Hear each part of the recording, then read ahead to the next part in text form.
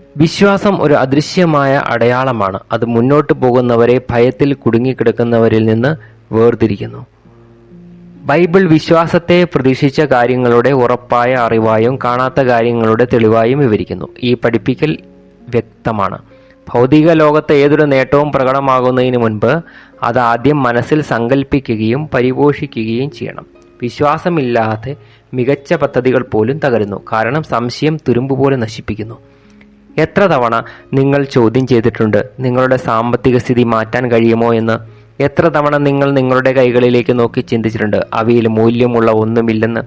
കൃത്യം ആ നിമിഷം വിശ്വാസം പ്രവർത്തിക്കേണ്ടതുണ്ട്. കാരണം കൃത്യം അപ്പോഴാണ് എല്ലാം അസാധ്യമായി തോന്നുമ്പോൾ അത് അതിൻ്റെ ശക്തി തെളിയിക്കുന്നത്. വിശ്വാസം നിഷ്ക്രിയമായ കാത്തിരിപ്പല്ല, അതൊരു സജീവമായ ഊർജമാണ്. അത് പ്രവൃത്തിയെ പ്രേരിപ്പിക്കുന്നു, കണ്ണുകൾ ഫലത്തെ തിരിച്ചറിയാത്തപ്പോഴും. ഉദാഹരണത്തിന് ഹെൻറി ഫോർഡിനെ ആളുകൾ പരിഹസിച്ചു.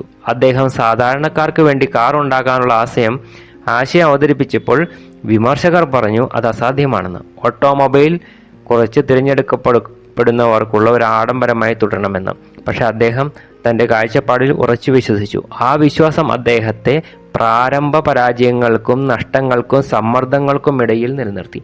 ഫലം ലക്ഷക്കണക്കിന് ആളുകളുടെ വിധി മാറ്റിയൊരു വ്യവസായത്തിൻ്റെ നിർമ്മാണമായിരുന്നു.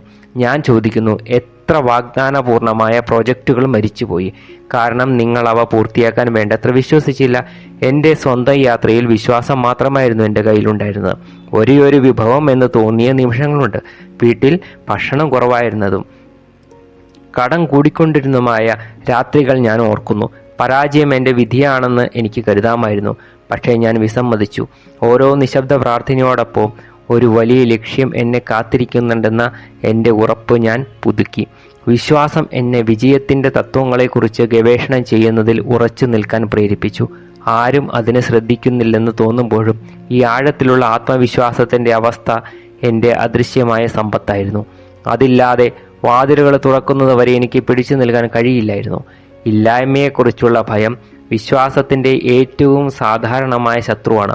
ഭൂരിഭാഗം ആളുകളും പരാജയപ്പെടുന്നത് കഴിവില്ലായ്മ കൊണ്ടല്ല, മറിച്ച് ഭയം തങ്ങളുടെ തീരുമാനങ്ങളെ നയിക്കാൻ അവർ അനുവദിക്കുന്നത് കൊണ്ടാണ്. ബില്ലുകൾ അടയ്ക്കാൻ വേണ്ടത്ര പണമില്ലാതിരിക്കുമോ എന്ന ഭയം, സ്വപ്നങ്ങളുടെ വീട് ഒരിക്കലും നേടാൻ കഴിയില്ലെന്ന ഭയം, ശ്രമിക്കുകയും എല്ലാം നഷ്ടപ്പെടുകയും ചെയ്യുമോ എന്ന ഭയം. പക്ഷേ ഭയം ഒരു നിഴലാണ്, ഒരു മിഥ്യാബോധമാണ്. നിങ്ങൾ അതിന് ശ്രദ്ധ നൽകുമ്പോൾ മാത്രമാണ് ശക്തി നേടുന്നത്. ഇതിന് വിപരീതമായി വിശ്വാസം ഈ നിഴലിനെ അകറ്റുന്ന വെളിച്ചമാണ്. നിങ്ങൾ വിശ്വസിക്കുമ്പോൾ നിങ്ങൾ ആത്മവിശ്വാസത്തോടെ പ്രവർത്തിക്കുന്നു, സുരക്ഷ പ്രകടിപ്പിക്കുന്നു, ശരിയായ അവസരങ്ങളെ ആകർഷിക്കുന്നു. ലോകം മാന്ത്രികമായി മാറുന്നതുകൊണ്ടല്ല, മറിച്ച് ലോകത്തോടുള്ള നിങ്ങളുടെ നിലപാട് പൂർണ്ണമായും മാറുന്നതുകൊണ്ടാണ്. ഇത് പ്രായോഗികമാക്കുക. ഇന്ന് അസാധ്യമായി തോന്നുന്ന ഒരു ലക്ഷ്യം തിരഞ്ഞെടുക്കുക. എല്ലാ വിശദാംശങ്ങളും കാണാൻ ശ്രമിക്കരുത്. വെറുതെ ഇത് സംഭവിക്കാമെന്ന് സ്വയം വിശ്വസിക്കാൻ അനുവദിക്കുക. ഈ ലക്ഷ്യം ഒരു കടലാസ് കഷണത്തിൽ എഴുതുക. ഒരു മാസം മുഴുവൻ എല്ലാ ദിവസവും ഉറക്കെ വായിക്കുക. അതൊരു പൂർത്തിയായ യാഥാർത്ഥ്യമാണെന്ന മട്ടിൽ മുമ്പ് അദൃശ്യമായിരുന്ന വഴികൾ നിങ്ങളുടെ മനസ്സ് എങ്ങനെ കണ്ടെത്താൻ തുടങ്ങുമെന്ന് കാണുക. ഈ പ്രവർത്തനക്ഷമമായ വിശ്വാസമാണ് അദൃശ്യമായതിനെ മൂർത്തമായ ഒന്നാക്കി മാറ്റുന്നത്. വിശ്വാസം തടസ്സങ്ങളെ ഇല്ലാതാക്കുന്നില്ല, പക്ഷേ അവയെ മറികടക്കാനുള്ള ശക്തി നൽകുന്നു. അതൊരു ക്ഷണികമായ വികാരമല്ല, അതൊരു ആവർത്തനത്തിലൂടെ ഉണ്ടാക്കിയെടുത്തൊരു മാനസിക ശീലമാണ്. ബൈബിൾ ഒരിക്കലും എളുപ്പം വാഗ്ദാനം ചെയ്യുന്നില്ല, പക്ഷേ അത് വിശ്വസിക്കുന്നവർക്ക് വിജയം വാഗ്ദാനം ചെയ്തു. സത്യം ഇതാണ്, വിശ്വാസം പരിപോഷിക്കപ്പെടുമ്പോൾ അത് അസാധ്യമായതിനെ സമയത്തിൻ്റെ മാത്രം കാര്യമാക്കി മാറ്റുന്നു.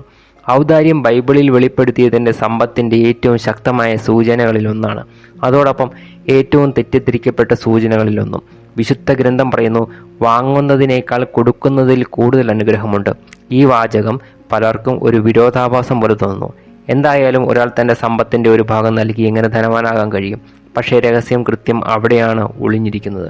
യഥാർത്ഥ സമ്പത്ത് ചെറിയ ശേഖരണത്തിൽ നിന്നല്ല, മറിച്ച് ഒഴുക്കിൽ നിന്നാണ് ഉണ്ടാകുന്നത്. പണം വെള്ളം പോലെയാണ്. അത് നിശ്ചലമായിരിക്കുമ്പോൾ അത് ചീഞ്ഞു പോകുന്നു, പക്ഷേ അത് സഞ്ചരിക്കുമ്പോൾ ഫലഭൂയിഷ്ടമാക്കുകയും ജീവൻ നൽകുകയും ചെയ്യുന്നു.